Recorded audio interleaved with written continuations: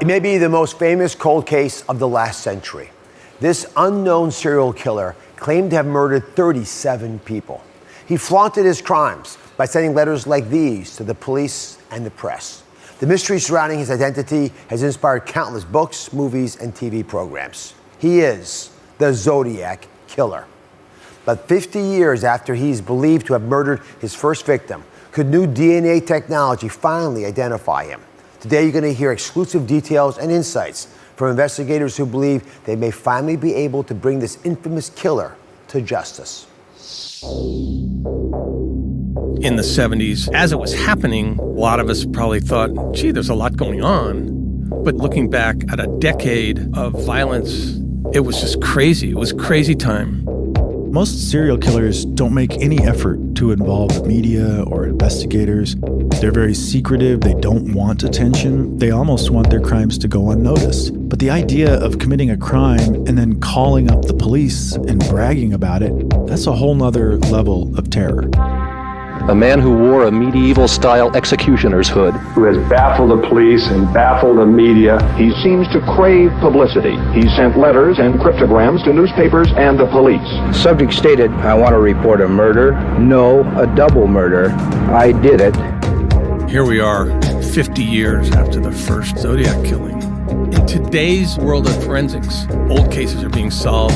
We're talking about probably the most famous cold case in the last century or so in terms of its drama and being unsolved. Who doesn't want to know how it turns out?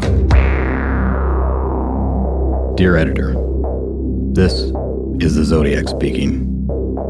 If you do not print this cipher by the afternoon of Friday, 1st of August, I will go on a kill rampage Friday night. I will cruise around all weekend killing lone people in the night, then move on to kill again.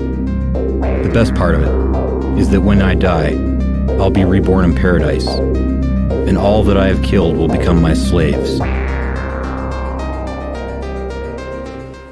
Wow. Matt, Frederick, and Payne Lindsey are here. They're the hosts of the podcast Monster, the Zodiac Killer. Payne, there's been so much written about this monster, so much said about him. Why'd you want to tackle this cold case? Well, man, it's been 50 years. 50 years since the first Zodiac killing.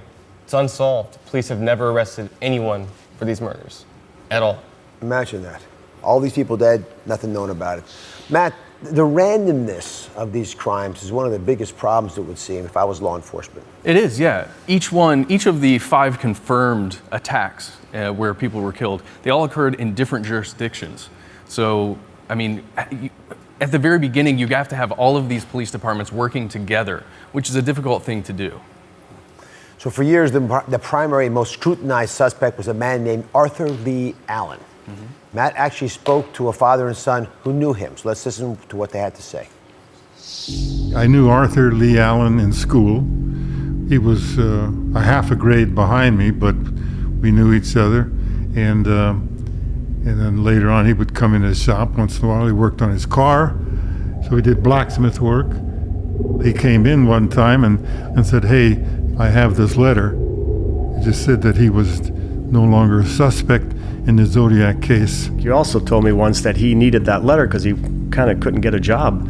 Yeah, it was just weird to think that I knew the guy as a kid. I knew my dad knew him. It's one of those things that I would love to know what the real answer is. I would love to know if it was him. I've seen other suspects' name, but obviously the only one that is in my head is Leigh Allen. I certainly believe he could have been. So Matt, these two had never spoken out before. Why was it important to hear them? Well, these guys had just a personal perspective on the man, Arthur Leigh Allen. And this is a guy there's so many stories told about him. There are so many ideas that say he's the guy. And it's almost all circumstantial evidence when you look at him, because when police officers actually investigated this man, they couldn't connect any of the actual evidence to him as being the Zodiac Killer. And hearing the perspective of a person that knew Arthur, that was Carl Eubner you were listening to, it lets you see the person behind kind of the myth. But this letter is sort of strange. I didn't know you could go to the police and get a letter saying that you're innocent of something. Yeah. I don't know if they still do that, but was it legit? Well, yeah, there was so much press surrounding this man. And this is in the 90s when this occurred. when he brought in the letter to show them, because he had been there, he had been thought to be the Zodiac. In a lot of people's minds, because there's so much press, people think this is the guy. And if he's going to go out and get a job somewhere, you're going to interview and say, yeah, I'm possibly the Zodiac Killer. You need something. I mean, you need something official that says, no, I am not, according to the police. Although at the time, the gathering of information or evidence wasn't quite so good, so he could have been the Zodiac Killer, just not have been tied because they didn't have evidence that we have today. But part of what comes to my mind is Mark's memory, that the son's memory in that video you just watched and listened to, of the school bus, right, was important because he had a fear. And that fear came from a letter where the Zodiac Killer wrote, I'm going to quote him, "I think I shall wipe out a school bus some morning." There were police who were following school buses around. But in a later letter, he seems to have changed his mind and his heart when he wrote, "If you cops think I'm going to take on a school bus the way I stated I would, you deserve to have holes in your heads." What struck you the most, Payne, about not just this letter, but his whole attitude towards law enforcement and the public? This guy is just pompous. He's cocky. He doesn't care. He wants to taunt the police. He wants to brag about these murders. He's not hiding the fact that he's a killer. Did you believe that he may have wanted the attention, Matt, because there was another killer in the area at the time? Yes. A man named Charles Manson that you might recognize. He was making headlines right after the Paul Stein murder, which is 1969. And he begins writing letters to the Chronicle, the San Francisco Chronicle, as all of these front page stories about Manson are occurring. And it's almost as if he wants to get the attention back. That's what it really feels like. Yeah. Because, after that point, while the Charles Manson story is occurring, he's not writing any details about killings. So there are all of these people that he claims to have killed, but there's absolutely no evidence that he had anything to do with it. How many people did he claim to have killed? It was, I think 49 is what Robert Graysmith writes down in the book Zodiac. Oh my goodness. Well, Payne, what do you hope listeners get from your podcast? Because you guys do a really detailed dive into all the clues out there. I think it's been so long. We wanted a place where all this information could live. It's been 50 years, and if there's a missing piece of information out there, if someone saw something or heard something, now's the time to give us a call. Hey, even the Zodiac Killer himself, if you're in a retirement home watching this on TV, write me a letter. Let's get all the information out there. Time's slipping. I mean, not all the people in this case are going to be around in 10 years. It's not your ally in this case to have time. Up next, who's the Zodiac Killer? We investigate the theories surrounding his identity and how he might finally be caught. Stay with us. The boy thought he wasn't gonna make it. He wanted to give a description to the guy best he could. About the best he could give us, that he had a hood over his face, and he was a big guy, 6 foot or better, over 200 pounds. That's a clip from 1969 of a police officer reporting on a survivor's description of the Zodiac Killer. And we're back with this cold case that has frustrated authorities for 50 years. The Zodiac Killer terrorized Northern California, claiming to have murdered 37 people. He has never been identified.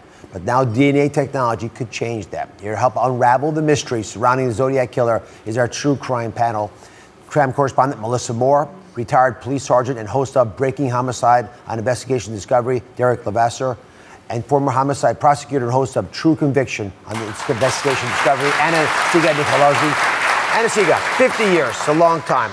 He was pretty good at covering his tracks. All this time we've been searching for him. What does that tell you about him? Tells me that he benefited from the days. This is the days before DNA. We did not have video surveillance like we do today everywhere. So whether it's that he is incredibly savvy, which we know he's intelligent from the way he went about his letters and these cryptograms, these puzzles he put in them, but it's also right place, right time. He committed his crimes at night. I would like to believe that today we would not have what some have called this greatest America's murder mystery on our hands, because he would not have benefited from the lack of technology that we now have today. And Derrick, in addition to being very well organized, he was incredibly random in his acts. What does that tell you about who he is? Well, it may not be random at all. You know, serial killers can have a pattern, but I believe they tend to look for victims of opportunity, right? So when they see someone who's vulnerable, they tend to act upon it. When you think about the first killing associated with the Zodiac Killer, it was December 20th, 1968, 11:30 p.m. 2 victims were teenagers. You had David Faraday and Betty Lou Jensen. They were teenagers. They were parked in a car in a dark area, and they were shot and killed. Do I think the Zodiac Killer knew they were going to be there? No.